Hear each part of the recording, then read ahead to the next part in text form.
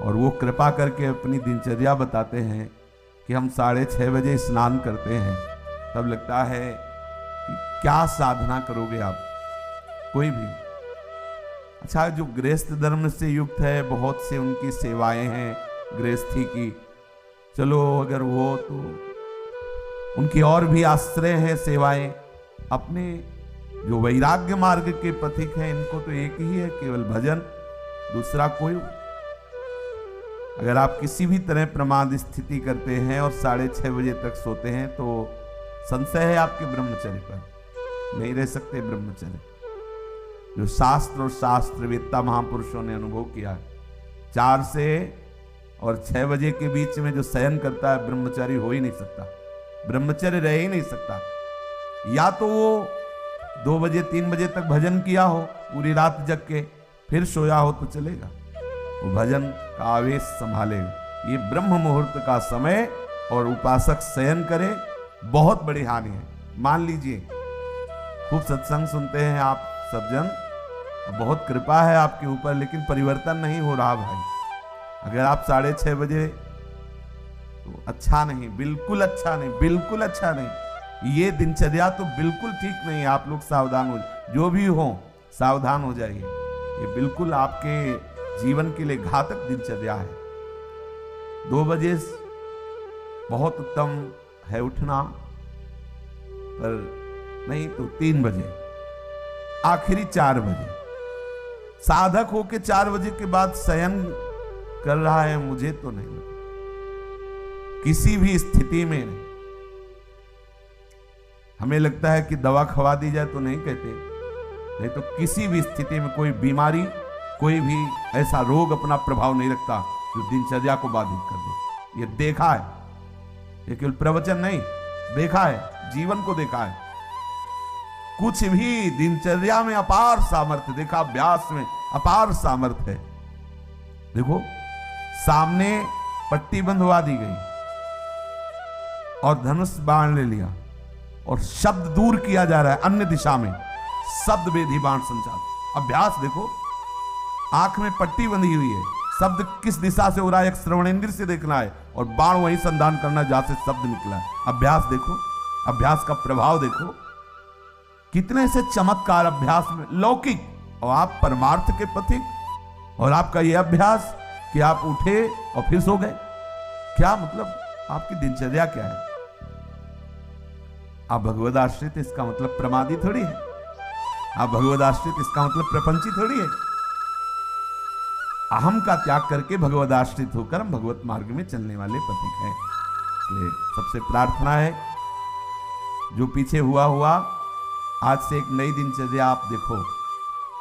जो पूर्व की दिनचर्या ठीक है तो उसे लिखो, नहीं तो सुधार करके और स्वयं श्री जी के सामने वो दिनचर्या रखो। दिखाने की जरूरत नहीं है, बहुत बार देख लिए, बहुत बार रजिस्टरों में रखा हुआ है सब दिनचर्या। अभी आ जाएगी उठ के, 2 बजे उठे, 3 बजे ये, 4 बजे वो, 5 हो सकता है जिस दिन लिखो उस दिन 2 बजे उठ जाओ कि आज उठे, पक्का उठे, सत्य कह रहे हो, 2 बजे लिख दिया।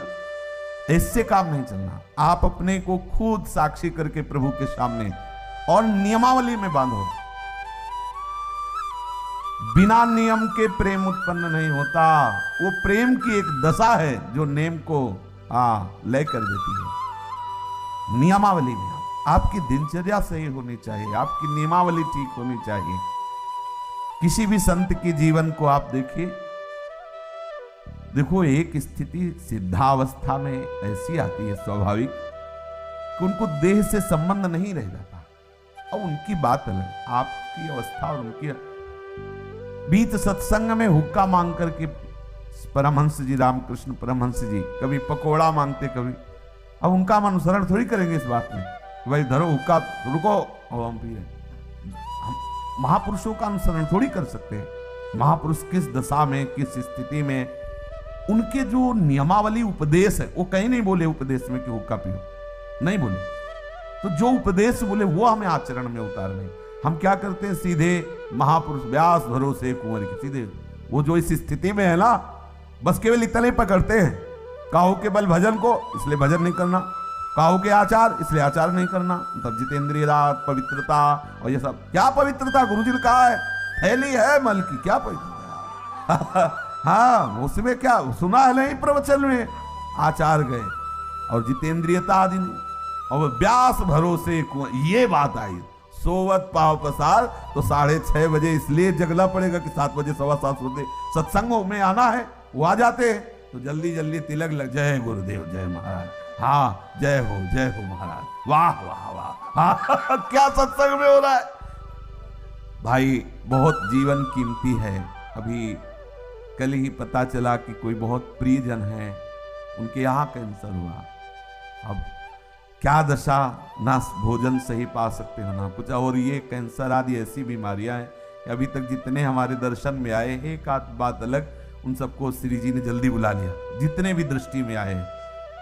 तो हम तुम अमरौती खा के थोड़ी आए हैं, कोई न कोई व्याधि मंदिर है, कब देवता का पर्दा हट जाए, जैसे बहुत मंदिर में सब देवता होते ना, ऐसे शरीरम व्याधि मंदिरम, पुजारी कब पर्दा हटा दे, कौन सा, बोले अब कैंसर देवता आ गए, वो उड़ जाएंगे भैया। देखो तुम्हें अभी रिपोर्ट में बता दी जाए तुम्हारी किडनी खराब थी, देखो क्या होता है तुम्हारा। अगर डिप्रेशन में ना पहुंच जाओ तो बताना, ब्लड प्रेशर अपने आप उछाल मारने लगेगा, क्योंकि चिंतन, आज तुम स्वस्थ हो तो प्रमाद करते हो, और कल प्रमाद करने का अवसर नहीं रहेगा, अवसर ही नहीं रहेगा, अनन्य चिंतन रोग का होने लगेगा। अगर भगवदाकार वृत्ति नहीं हुई तो आप ये मत समझो मृत्यु कोई खिलवाड़ नहीं है, मृत्यु का संदेश सुनकर अच्छे के जमीन खिसक जाती है, होश खराब हो जाती है। कैंसर, अब न रात में नींद न दिन में चैन, अनन्य चिंतन उसी का शुरू। अब क्या करें, घबराहट, थोड़ी थोड़ी देर में मरना है, तो जो दुकान मकान पति पुत्र परिवार जितना सब वो सब काटने दौड़ता है, ये सब छूट जाएगा। भजन कोई साधारण वस्तु है, इसलिए भर्तृहरि जी महाराज कह रहे हैं, यावत स्वस्थ मिदम गृहम कलेवरम यावत च दूरे जरा।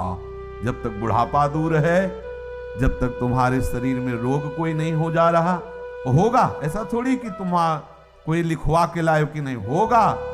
जब ऐसे परमहंस को कैंसर हो सकता है, रामकृष्ण परमहंस जी को, पूज्य भाई जी के उदर में कैंसर हो सकता है, वो फिर अपने लोग तो अधिकारी है इस दंड के, अपने लोग तो अधिकारी न जाने कितने। इन भजनानंदी महापुरुषों के शरीर में ऐसी व्याधियां हो सकती है, तो अपने लोगों को तो पूरा रजिस्टर रखा हुआ है।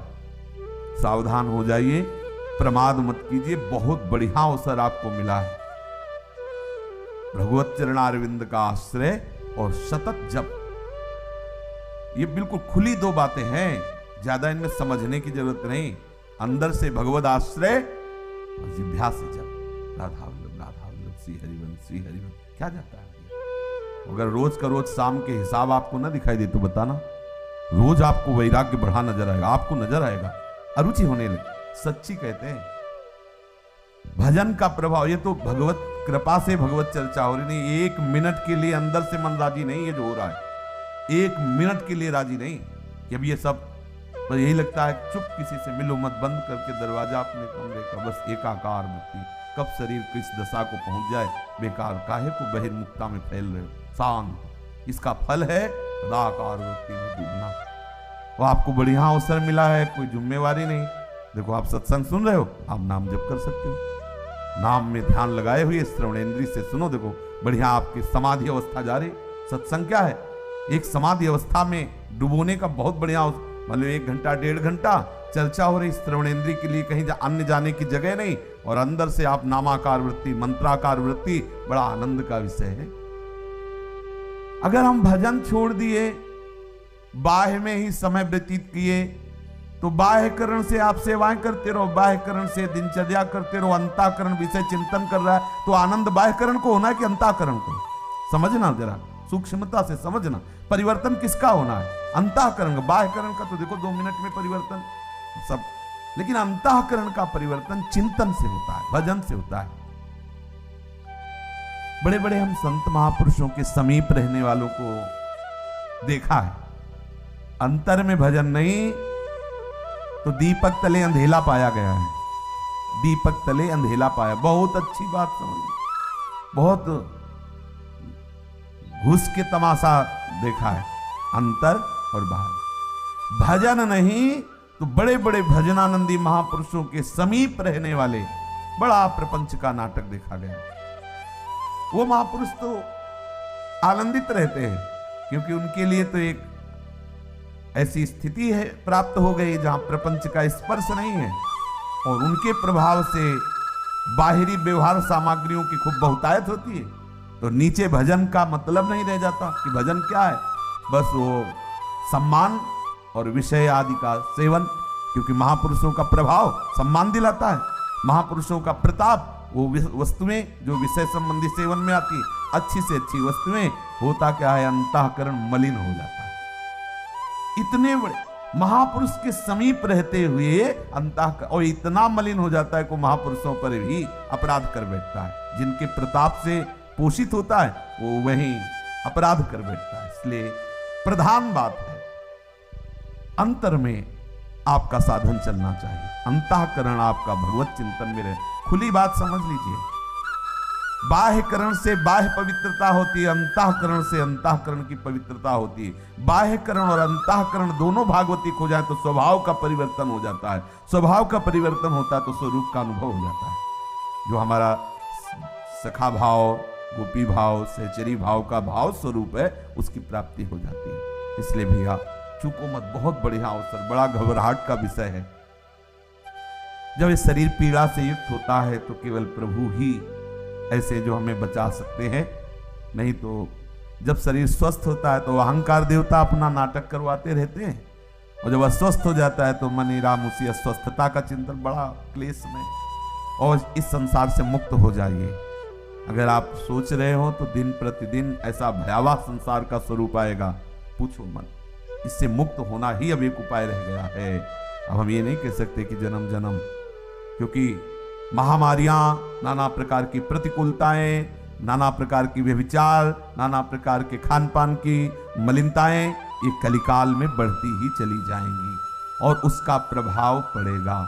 जैसे बाहर रोड में यदि गंदा कोई डाल दिया जाए तो उसकी खुशबू सबको आएगी, अच्छा डाल दिया जाए तो अच्छी आएगी। ऐसे ही सृष्टि में जो भी भयानक से भयानक आचरण होंगे, जो भी बुरे आचरण होंगे, पूरी सृष्टि पर उसका प्रभाव पड़ता है। अगर कोई बच सकता है तो भजन के प्रभाव से बच सकता है, नहीं तो प्रभाव से, जैसे सर्दी का प्रभाव सबके ऊपर पड़ रहा है, पर जो कंबल ओढ़े बच गए।